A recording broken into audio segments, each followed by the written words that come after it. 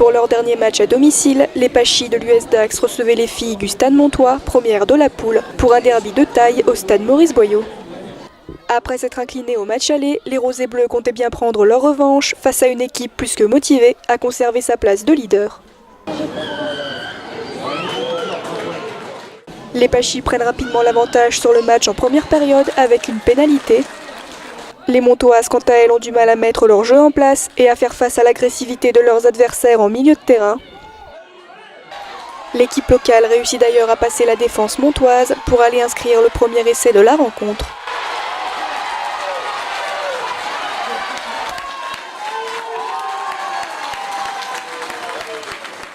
Mais les efforts des Montoises finiront par payer, puisque les Jaunets Noirs inscrivent également un essai, ne laissant plus que 3 points d'écart aux Pachis à la fin des 40 premières minutes de jeu. Elles ne sont pas premières de la poule par hasard. Hein. Leur jeu est quand même bien léché, bien huilé, c'est solide devant. Non. Voilà. Puis après, au-delà de ça, ça reste un derby. Que ce soit garçon ou fille, il y a tout ce qui va autour de ces derbys. Ouais. Je ne suis pas habitué à ces derbys, mais je sais qu'il y a des antagonismes qui existent depuis longtemps. Et forcément, on retrouve des derbys comme ça un peu partout, mais celui-là, il est important pour les filles. Voilà. Donc, après, que ce soit Hermes ou une autre équipe, voilà, moi, le derby, ça ne veut pas dire grand-chose pour moi, mais bon, voilà. La seconde mi-temps sera beaucoup plus compliquée pour les Roses et Bleus. Les Montoises reviennent sur le terrain avec un jeu différent et mettent en difficulté leurs adversaires. Là où on est super content, c'est qu'elles ont appliqué les consignes qu'on leur a données à la mi-temps. Voilà. On leur a dit d'éviter ce milieu de terrain où elles étaient très, très agressives. Et je crois que les filles l'ont fait avec une meilleure alternance pied-main et aller chercher le jeu après la deuxième passe, après la deuxième centre. Donc voilà.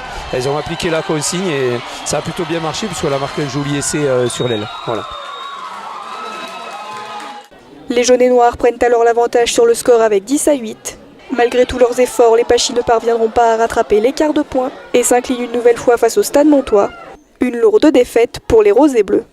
Il y avait un gros rythme sur le match, quoi. Les allers-retours incessants sur le jeu au pied, que ce soit le nôtre ou le leur, a amené un peu de fatigue. Voilà, puis quelques plaquages ratés ont fait qu'elles ont pu se lancer. Et sur un coup, on s'est fait déborder, voilà. Et puis le match est resté après assez fermé, quoi, avec deux équipes qui n'avaient pas envie de perdre, qui avaient envie de gagner. Et les Montoises peut-être un peu plus lucides sur un ou deux coups à jouer. Ça montre aussi la marge de progression qui nous reste à avoir pour atteindre un niveau vraiment honnête sur le terrain, quoi. Hyper content de la victoire, évidemment. Je crois que c'est la première fois que les filles viennent gagner ici, à Dax. Donc c'est génial, ça prouve qu'on progresse. On est sûr de se qualifier là, en quart de finale. On a perdu en quart de finale l'année dernière. Donc objectif, passer au moins ce tour. Et si on est très ambitieux, quand on est entraîneur, on l'est. Donc pour moi, c'est aller au bout, quoi. Voilà, il faut que les filles se responsabilisent. Il faut qu'elles y croient. Voilà. Ce type de match, on l'aurait perdu l'année dernière, je crois. Donc, voilà. Il faut aller au bout cette année. Voilà.